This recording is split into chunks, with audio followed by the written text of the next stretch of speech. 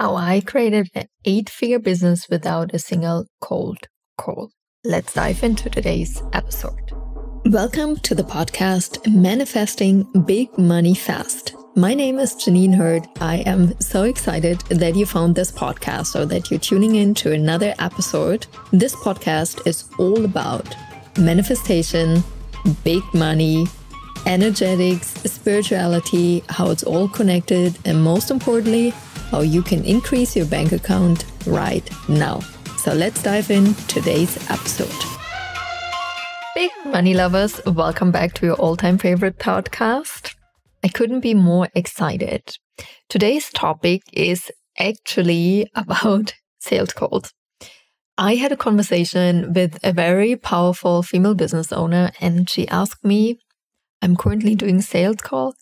Should I do this? Should I continue? Should I stop? What's your opinion?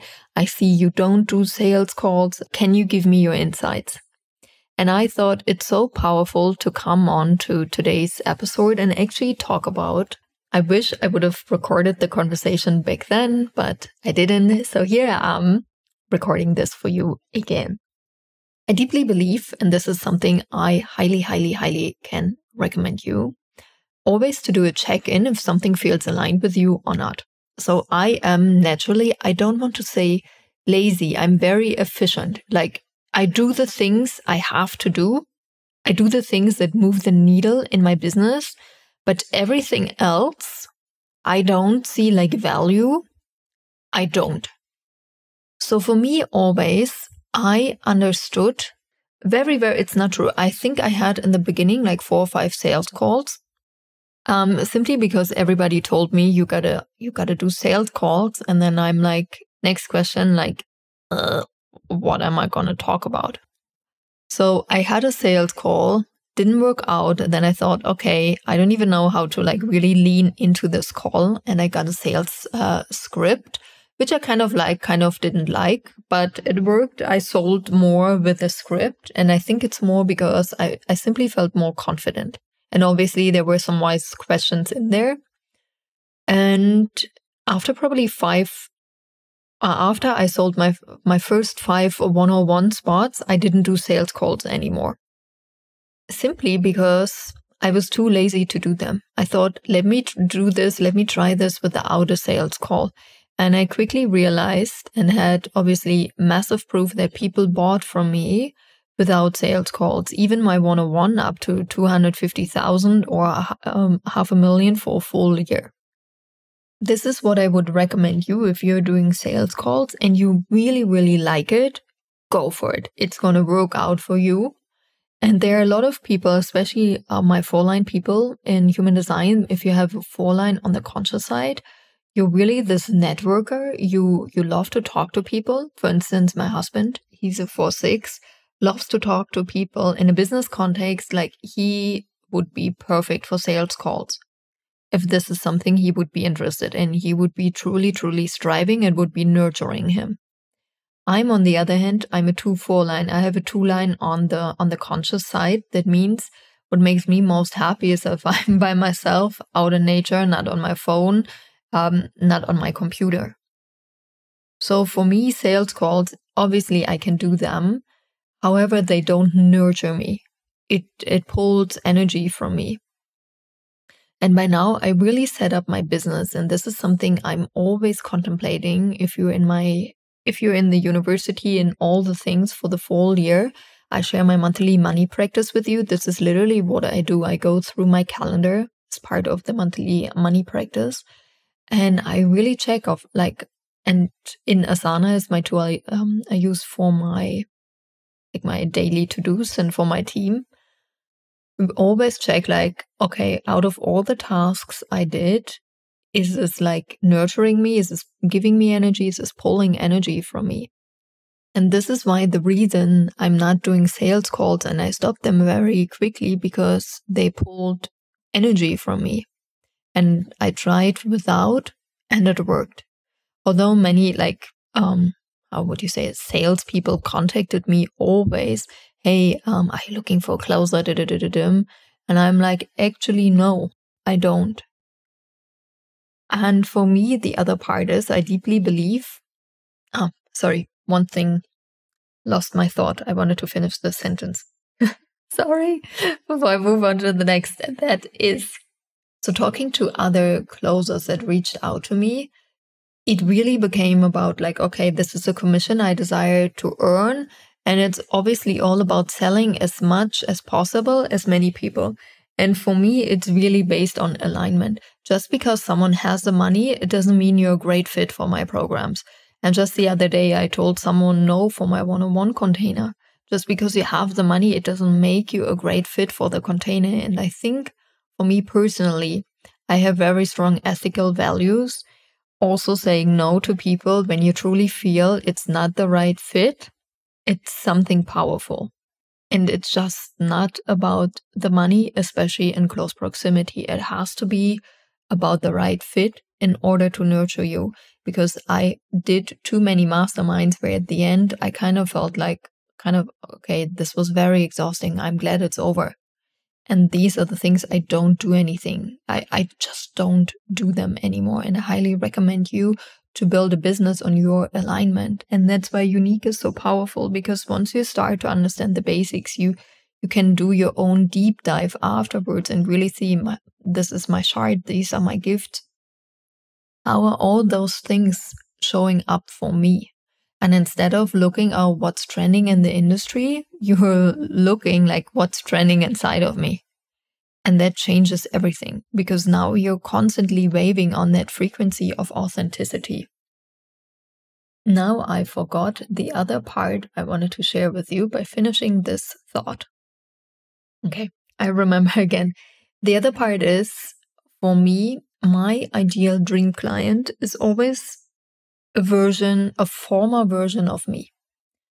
And Janine, I just know what I want and I know what I don't want. You can't sell me into something anymore. That being said, many times I wanted to buy something, but I had to call someone. Like there was not the option just to book. You had to call even this, like, the first person you talk to, then they decide if you qualify and then you can buy afterwards. I'm like, I don't have the time. Like, I have the time, but I don't want to use my time for that. So my business is also set up in a way that it serves me like a former version of me, because she's my dream client. She knows what she wants. She just buys. If she has a question, she can lead herself to the customer support, ask the questions which are on her heart and soul. She receives the answer. She makes her own decision. And that also is something very powerful in my world. I'm not leading you. Like, yes, we're having conversations. Yes, we're meeting every Wednesday for mastermind conversations. But you are leading yourself. If you don't have a question, I'm not going to be the one that's reaching out. Oh, there's a room for you to ask questions. And why are you not doing this? Something I did in the past. I'm not your mom anymore. If you can't lead yourself, it sounds harsh, but it's too bad, because no one cares in the business world. This is a price you pay. What we can receive, the output is, the wildest exponential wealth, the wildest exponential impact.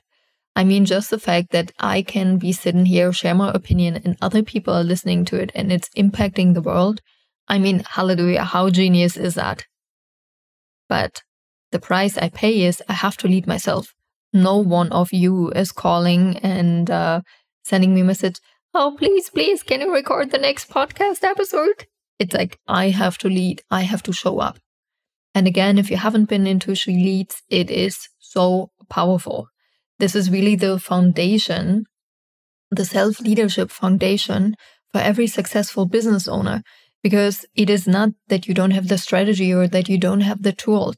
This is just a minimal point that can be changed so quickly. But if you can't lead yourself, if you self-sabotage, if you start and quit on most of the things in your life, in your business, if you can't do like a long-term thinking, if you don't have a long-term vision and everything, it's like, I have to do this Instagram post, and if no one buys from now, this sucks.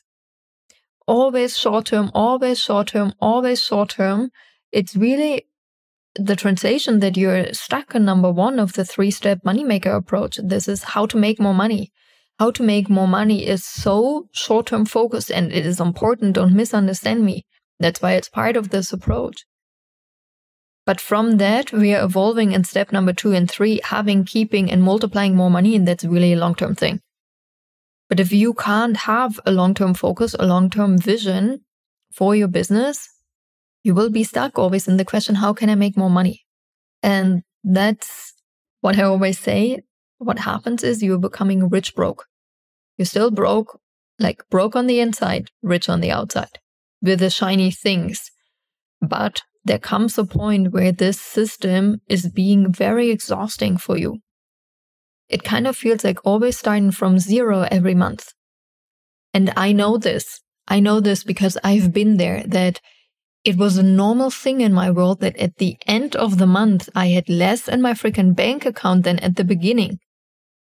We live in a world that normalized that it's okay that you receive like your salary, your money, your income at the end of, at the beginning of the month, and at the end of the month, it's going down. I'm like, hey, stop it. Let's normalize month where at the end of the month, your income, your bank account is higher than at the beginning. Can you see? Wow, most people never even thought about this. How would that actually look like? And this is the power that we do in Manifesting Big Money Faster University. It's really navigating through all 3 steps, really not just the money component, but you learning how to shift from a super short-term instant gratification version to a long-term version, long-term visioning. I shared this in the last VIP episode that I really changed my business model from high sales, high ticket sales and super close proximity to low and mid-sized tickets, and to almost no proximity, no live calls. And there were a time where this was very uncomfortable also financially. But if I wouldn't have had the vision of like, this is going to work out, this is what I want my life to be, this is how I want to show up, this is how I want to serve, I would have stopped halfway. But the moment we start setting up a system in which we keep the money we make and we multiply it, every euro matters, every dollar matters. It creates a different level of gratitude for the business, for every customer, for every money, financial amount that's coming into your system, even the money you find on the streets.